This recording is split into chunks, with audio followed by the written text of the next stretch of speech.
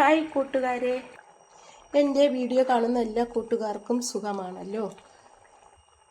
ഞാനിന്നിവിടെ ഒരു പച്ചത്തീയലാണ് തയ്യാറാക്കിയിരിക്കുന്നത്. ഇത് എളുപ്പത്തിൽ തന്നെ തയ്യാറാക്കാൻ പറ്റും. നല്ല ടേസ്റ്റാണ് ഇത് കഴിക്കാൻ.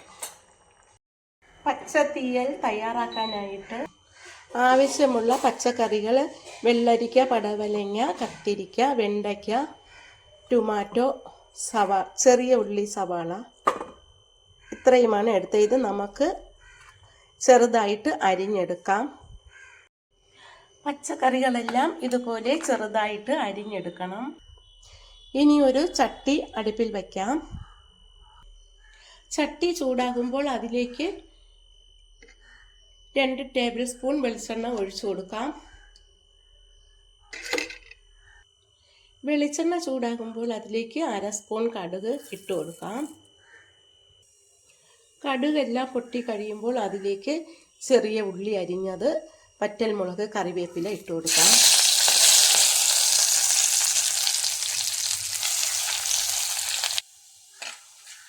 ഉള്ളിയും മുളകുമൊക്കെ മൂത്ത് വന്നു.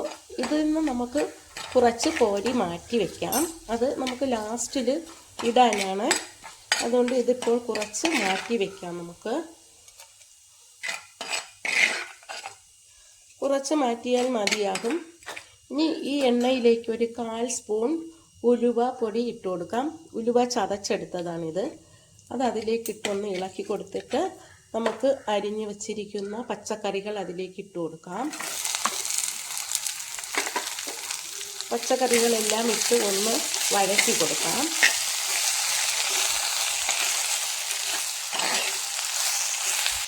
ഇതിലേക്ക് ആവശ്യത്തിനുള്ള ഉപ്പ് പൊടി ചേർത്ത് കൊടുക്കാം. എന്നിട്ട് നമുക്കിതൊന്ന് കടുവറുത്ത എണ്ണയിൽ തന്നെ ഇട്ട് വഴറ്റിയെടുക്കാം.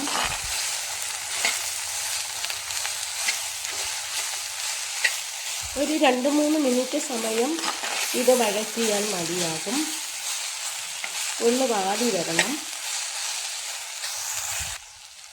കടുവറുത്ത ആ എണ്ണയിൽ തന്നെ നല്ലതുപോലെ വഴണ്ടു വന്നു. ഇനി നമുക്കിതിലേക്ക് വേവാൻ ആവശ്യത്തിന് കുറച്ച് വെള്ളം ഒഴിച്ചു കൊടുക്കാം. എന്നിട്ടിത് നമുക്ക് അടച്ച് വെച്ച് വേവിക്കാം.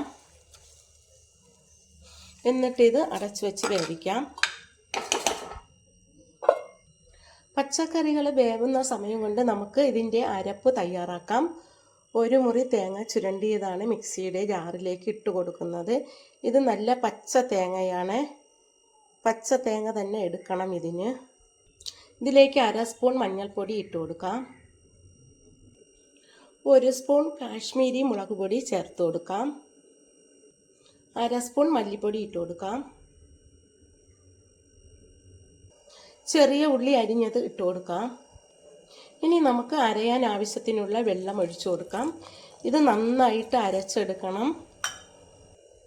ഇടയ്ക്കൊന്ന് തുറന്ന് ഇളക്കി കൊടുക്കാം. പച്ചക്കറികളൊക്കെ നന്നായിട്ട് വെന്ത് വരുന്നുണ്ട്.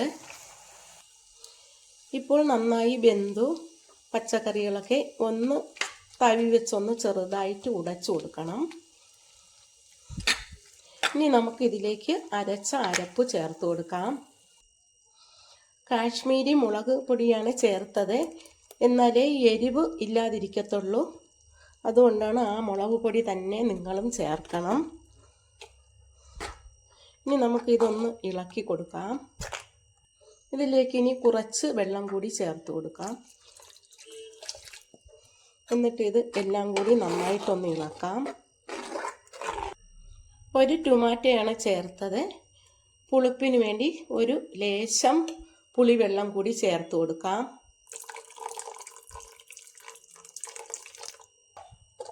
പുളിയും ഉപ്പും ഒക്കെ പാകത്തിനുണ്ടോയെന്ന് നോക്കണം.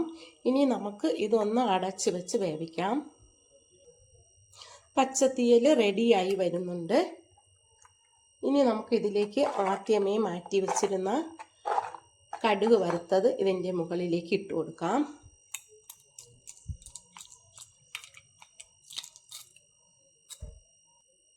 കടുക് വറുത്തത് കൂടി ചേർത്ത് കൊടുത്തു. ഇത് കഴിക്കാൻ നല്ല ടേസ്റ്റാണ്.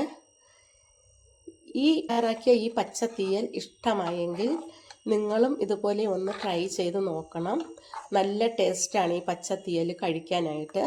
ഇതുണ്ടെങ്കിൽ പിന്നെ ഒരു കറിയുടെയും ആവശ്യമില്ല, അത്രയ്ക്ക് ടേസ്റ്റാണ്. വെജിറ്റേറിയൻകാരൊക്കെ കഴിക്കാൻ പറ്റിയ ഒരു കറിയാണിത്.